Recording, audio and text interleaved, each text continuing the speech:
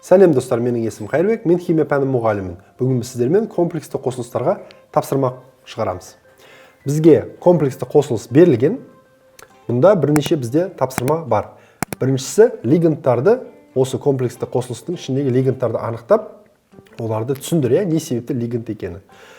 Жалпы комплексті қосылыста бізде лигандтар міндетті түрде орталық атоммен байланысуы тиіс. Орталық атоммен байланысып жатқан бізде аммиак лигант болып табылады, монодентат лиганды.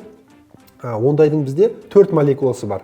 Сонда 4 молекула аммиак лигант болады.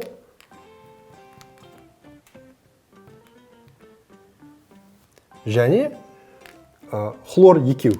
Екі хлор ионы бізде лигант болып табылады.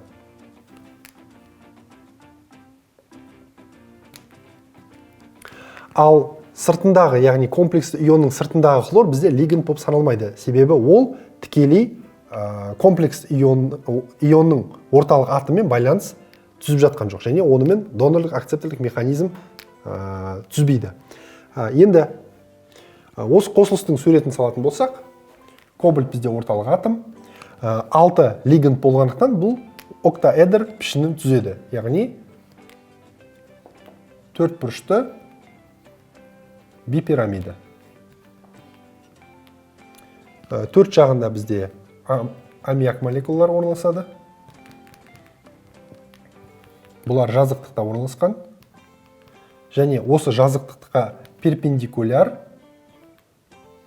90 градуста 2 хлор ионы орналасады екен. Жалпы мына пішіннің атауы октаэдр. Бұнда 6 лигант бар, 2 хлор, 4 аммиак, кобальт орталық атом. Және жалпы оның заряды бізде плюс 1 болады. Себебі оған плюс 1 болуы, кобальттікі плюс 3 болып тұр, аммиакта заряды 0, хлорда минус 1, плюс 3 пен плюс 1 қалды. Және сыртында 1 хлорид ионы бар. Ол бізде заряды минус 1. Сондықтан жалпы мына комплексті ионға хлорид ионы қосылған кезде комплексті қосылыс пайда болады. Екінші тапсырманы қарайық. Кобальттің тотығу дәрежесін және координациялық санын анықта. Енді біз мұнда анықтадық. Жалпы заряд егерде комплекс иондық плюс 1 болатын болса, мына екеуінікі минус 1, сонда кобальттікі плюс 3 болуы тиіс. Координациялық сан бізде 6, себебі 6 донорлық акцептілік байланыс кобальт лиганттармен түзеді. Келесі тапсырмасы.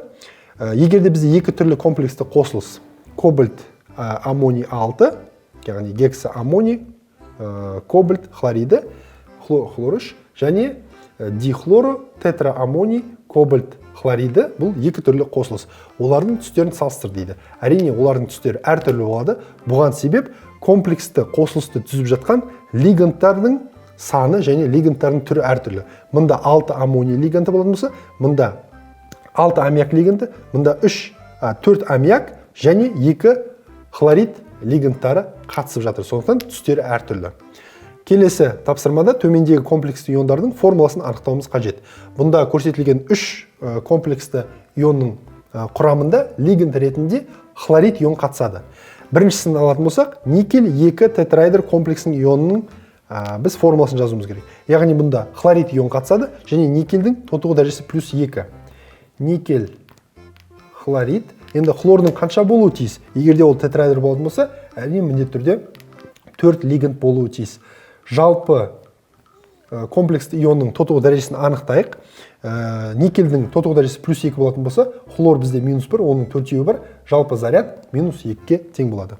Енді титан 4 октаэдр комплексті ионның формуласын анықтайық. Титан бізде орталық атом. Октаэдр болу үшін бізде 6 лигант болу тиіс. Оның барлығы хлор болатын болса, хлор 6. Және де біз оның жалпы ионның зарядын анықтайық. Титан бізде 4, плюс 4 тотығу дәрежесі, плюс 4, мұнда хлордікі минус 1, 6, минус 6, минус 2 заряд болады екен. Октаэдр пішінін құрайды. Келесі, мыс 1 сызықты комплексті ионның формуласын жазайық. Яғни бұнда мыстың тотығу дәрежесі плюс 1, сызықты болғанда, яғни 2 ғана лигант қатысады, хлор 2, жалпы заряды мстк плюс 1 минус 1 2-ке көбейтеміз, минус 2 жалпы заряда минус 1 болады екен. Осылайша оқушылар біз бүгін комплексті қосылыстардағы координациялық санды, тотығу дәрежесін, оның пішін және формулаларды жазып үйлендік. Сұрақтарыңыз болса төменге жазыңыздар, мен міндетті түрде жауап беремін. Сау болыңыздар.